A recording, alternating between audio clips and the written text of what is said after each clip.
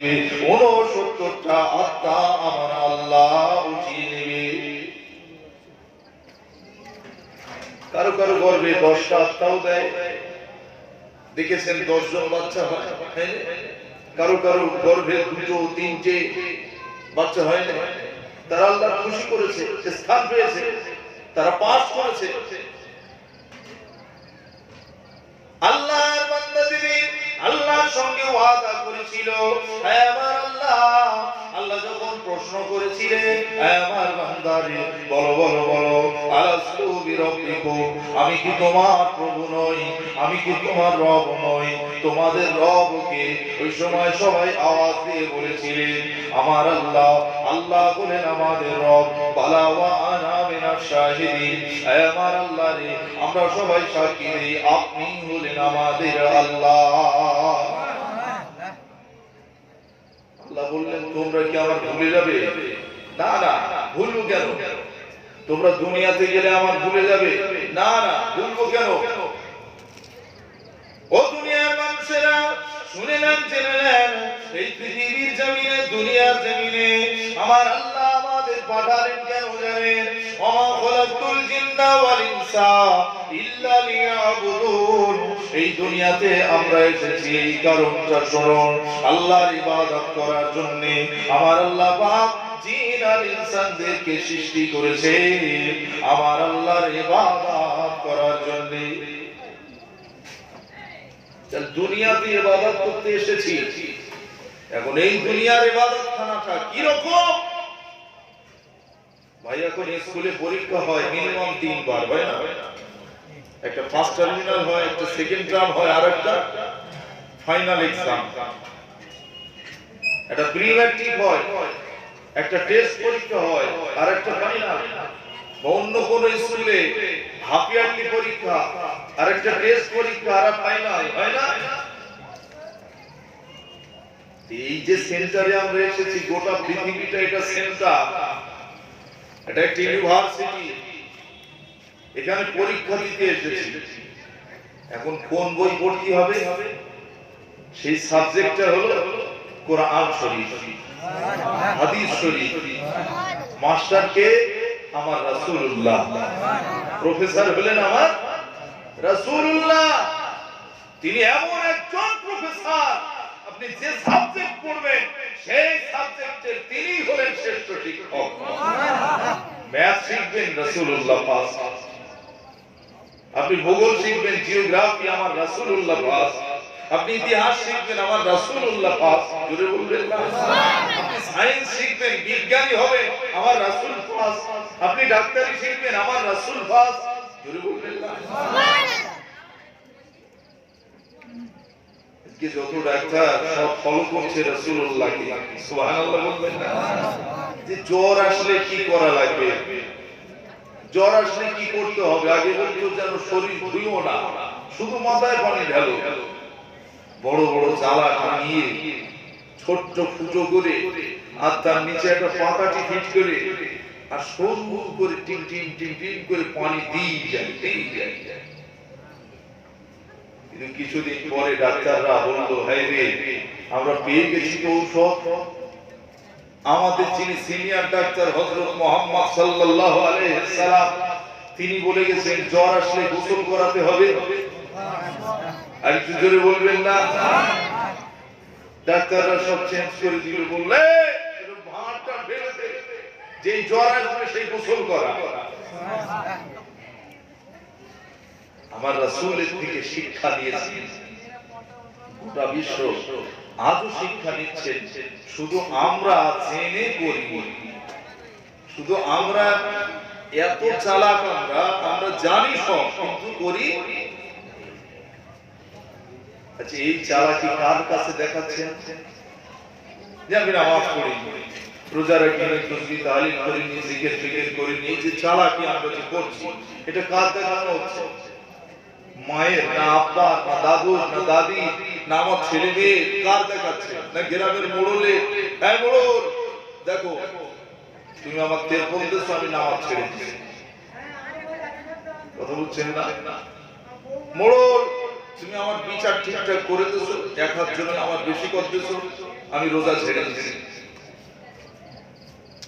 এসব মোড়লের খুশি করার জন্য হচ্ছে নাকি? চালাকি করছে কার কাছে?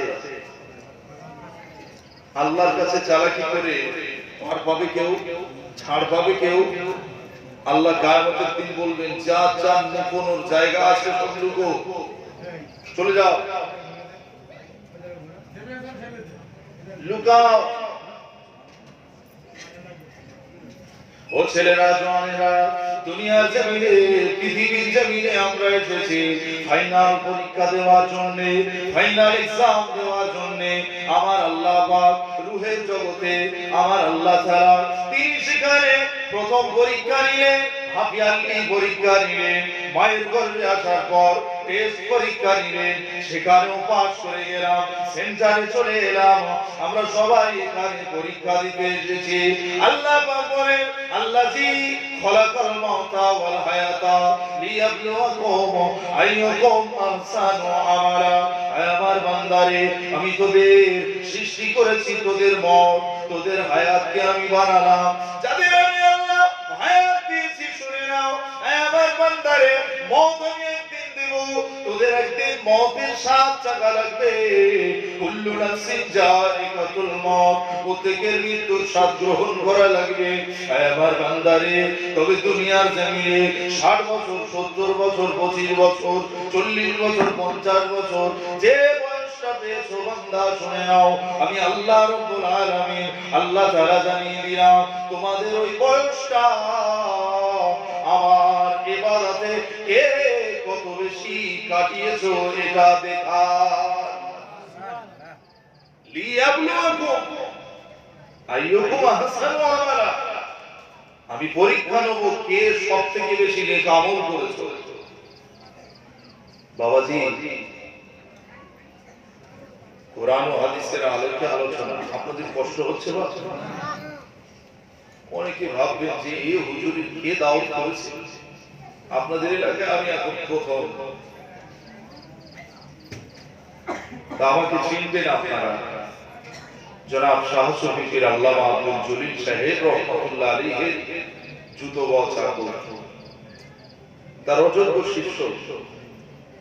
আমি অধম গুনাহগার আপনাদের কাছে এসেছি। আমি যদি মনে করি যে গল্প করে কাটাবো, অনেক ওয়াজ আছে, অনেক ঘটনা আছে, সুন্দর সুন্দর, শুধু ঘটনা বলে চলে যাবো, বাস মিটে যাবে, টাকা দেবে, নিয়ে বাড়ি যাবো। কেন এই আলোচনা রাখছি? আজকে দুনিয়ার জমিনে আমাদের ঘরের ছেলেগুলো যারা ফ্রি ফায়ার আর পাবজি গেমে পাগল হয়ে গেছে, আমাদের ঘরের ছেলেগুলো তারা বিবি পাগল হয়ে গেছে, বাপ মা ভুলে গেছে। আমাদের ঘরের ছেলেগুলো তারা আজকে দুনিয়ার জমিনে মাস্তান হয়ে গেছে, দুনিয়ার জমিনে চোর সেজে ঘুরে বেড়াচ্ছে, সব জায়গায় চুরি চলছে। দপ্তরে বসে খাতা কলমে চুরি, নেতৃত্বে বসে সেখানে চুরি, কথা বলছেন না? রাস্তার কাজ হচ্ছে সেখানে চুরি, তেলে চুরি, তেল ফলে চুরি, সারা জায়গায় শুধু চুরি থেকে। এত চালাকি কার কাছে ধরা পড়তে হবে? কার কাছে ধরা পড়তে হবে? এই ভাবনা তার হৃদয়ে আসে। হাকিকতের কথা বলছি, যার ভিতরে ফিকির আছে তার ভিতরে আল্লাহর জিকির আছে। ফিকির মানে চিন্তা, চেতনা, হৃদয়ের ভিতরে অনুশোচনা, হায় রে এই গুনাহটা আমি করেছি, আমার দ্বারা হয়ে গেল। এই যে অনুশোচনা করা, এই বান্দাটাই তো আল্লাহ করছে। আর আমরা কি করছি? চুরি করেই যাচ্ছি, যে মদ খাচ্ছে তো খেয়েই যাচ্ছি, সুদ খাচ্ছে তো খেয়েই যাচ্ছি, ঘুষ খাচ্ছে তো খেয়েই যাচ্ছি, জেনা করছে তো করেই যাচ্ছে, তাস খেলছে তো খেলেই যাচ্ছে, লটারির টিকিট অনবরত সে কেটেই যাচ্ছে, বন্ধ নেই, হচ্ছে না? হয় না? ভাঙড়ের জমিনে যখন লটারি নিয়ে যারা বসে থাকে, খোঁজ নিয়ে দেখেন ওরাও কিছু মুসলিম আছে। আর যারা ভিড় জমিয়ে আছে, নাম জিজ্ঞেস করেন, আব্দুল সালাম, আবুল কালাম, আবুল ফজল, জয়নাল আবেদিন, কিন্তু একটা লোটো ভোটো আটুল মাটুল ওখানে নেই। কথা বলছেন না? যারা মুসলমান না তারা জানে ওসব ফেরেববাজি, ধোঁকাবাজি, ওখানে যাওয়া যাবে না। তারা 100 টাকা ইনকাম করে তারা 80 টাকা নিজের সংসারে ব্যয় করে, 20 টাকা রাখার চিন্তা করে। আর আমার পোড়া ফাটা মুসলমান যদি 100 টাকা আয় করে 150 টাকার বাজার করে 50 টাকা দেনা করে খায়। এরা এত খেতি ভালোবাসে, সে বলার কথা না। এত খেতি ভালোবাসে। আল্লাহ যে রোজা রাখতে বলেছেন, বলে রোজা রাখা যায় না। কথা বলছেন না? কিন্তু কষ্ট হবে। কিন্তু রোজা রাখলে আপনার লিভার ভালো হবে, আপনার হার্ট ভালো হবে, আপনার ফুসফুস ভালো হবে, আপনার কিডনি ভালো হবে। সুবহানাল্লাহ বলবেন না? এই কাজ করা যাবে। বিয়ে বাড়ির দাওয়াত বলে কথা টেনে খা, মুসলমানের দাওয়াত বলে কথা একটু টেনে খা। পোড়া ফাটা মুসলমান খাচ্ছে কি শরীরের গোশত, না কুকুরের গোশত, না বাঁদরের গোশত, কি খাচ্ছে কোন হিসেব জ্ঞান কিচ্ছু নেই। খেতে হয় খেয়েই যাচ্ছে। দাওয়াত করেছে বেই, দাওয়াত করেছে শ্বশুর, দাওয়াত করেছে জামাই, না গেলে রাগ করবে। গ্রামে মুসলমানি হয়, মুসলমানিরা প্যান্ডেল করে করে বিয়ের মতো আয়োজন করে খাওয়া টাওয়া দেয় করে। যে মুসলমান এরকম করেছে ও তো গোনার কাজ করেছে, আর যারা খেয়েছে সবকটা হারাম খেয়েছে। কি হলো তাহলে? তো জানেন যে খাওয়াটা কি খাওয়া। মুসলমানি করাটা হলো জায়েজ, ওটা গোপন জিনিস, গোপনে হবে। যে ঘরে তার পিতা থাকতে পারে, তার মা থাকতে পারে, তার বাপ থাকতে পারে, তার দাদু থাকতে পারে, বাস তাকে সান্ত্বনা দেওয়ার জন্য, বাচ্চাটা যাতে ভয় ভয় না করে। এত পাড়ার লোক বলে তোমার আমার ছেলে মুসলমানি দিচ্ছে, আয় তোরা কাঁসার জগ লেসবি, একটা বালতি আনবি, একটা পদ দিবি, দুটো নকল লেসবি, এই করতে গিয়ে বলেছে। কথা বলছেন না? এই সব ওয়াজ আর হচ্ছে এখন। এই ওয়াজ করলেই তো বলি হুজুর বাতি। এখন ওয়াজ করতে বাবা হারাম খোরের বাড়ি বেশি খাও। যারা মূর্খ নেতা হয়েছে, খাতা কলমে লিখতে পারে না, তাদের স্যালুট দিতে হবে। দেখা হলি ভাই ভাই সার সার করতে হবে। তাহলে ওয়াজ ঠিক আছে,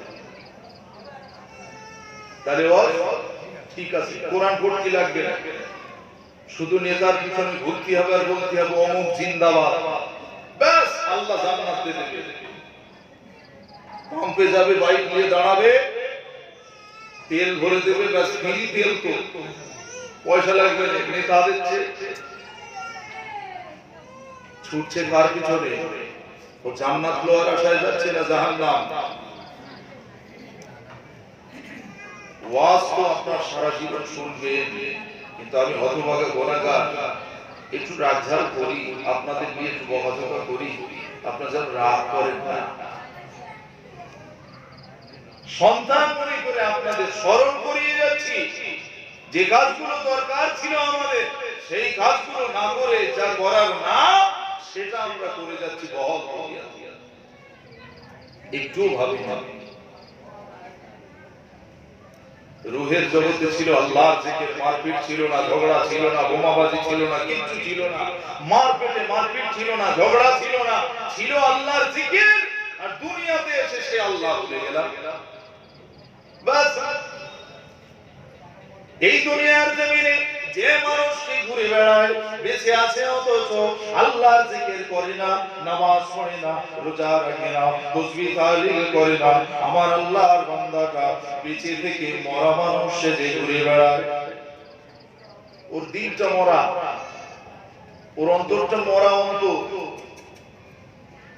ও অন্তরে যদি আল্লাহ আল্লাহ বলে যদি ঝাঁকানো হয়, অন্তরে কলবে দাগ পড়ে গিয়ে গিয়েছে, ওই অন্তরের কালিমা পড়ে গিয়েছে, অন্তরের ভিতরে কালো দাগ পড়ে গিয়েছে।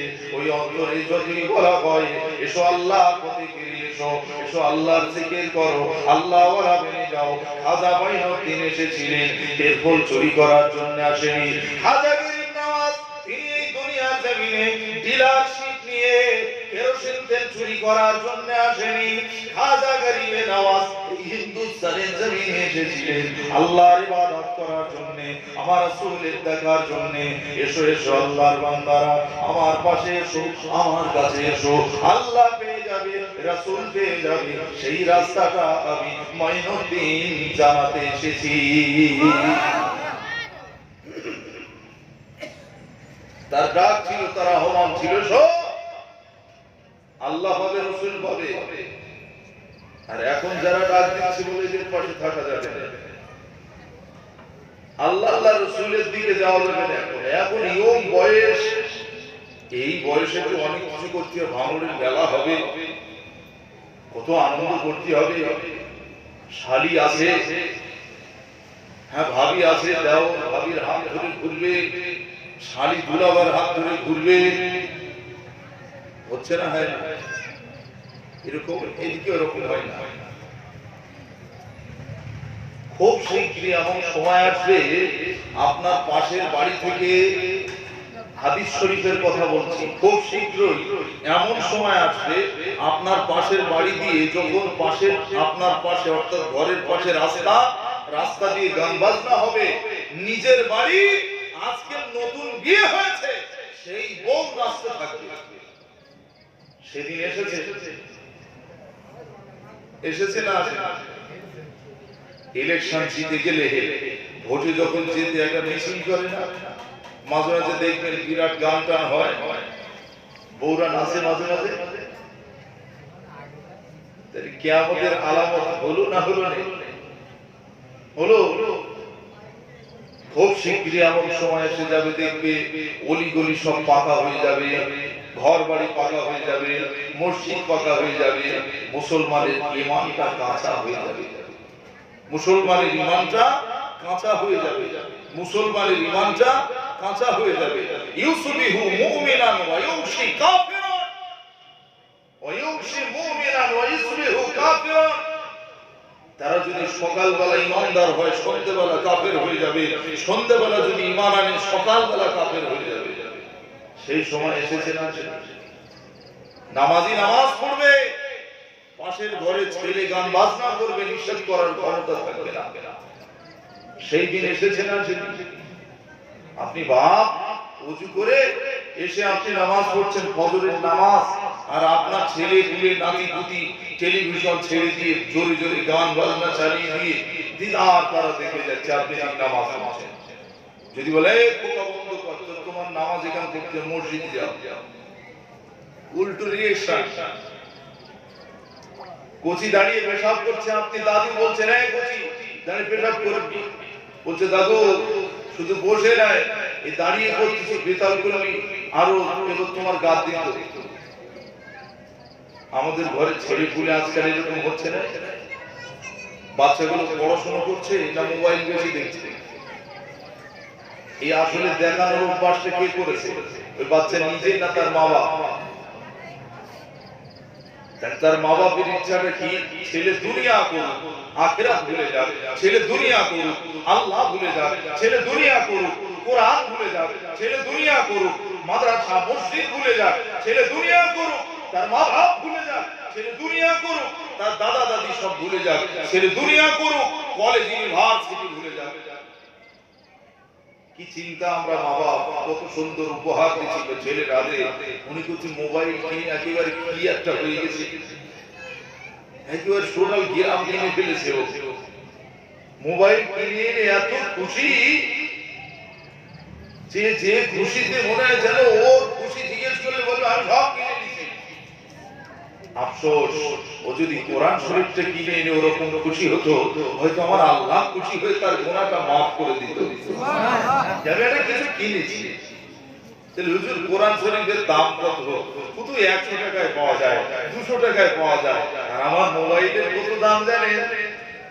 20,000, 50,000 1,00,000 টাকা দাম কোরআন শরীফের দাম আছে নাউজুবিল্লাহ কোরআন শরীফের দাম আছে কি নেই